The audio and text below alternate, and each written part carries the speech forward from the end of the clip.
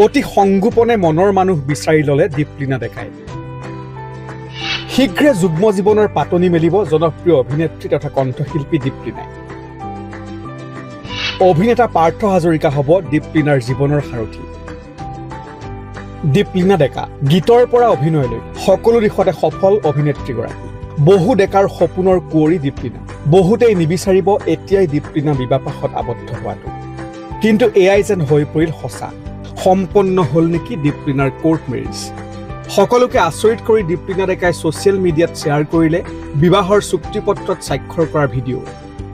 অধিবক্তাৰ সন্মুখত দীপলিনাৰ সৈতে পঞ্জন বুকত স্বাক্ষৰ কৰিছে ভাইমন্দা ছবিত জুবিন গাৰ্গৰ চৰিত্ৰত অভিনয় কৰা পাৰ্থ হাজৰিকাই পঞ্জন বহীত স্বাক্ষৰ কৰাৰ পিছত দুয়োকে মিঠাই খুৱাইছে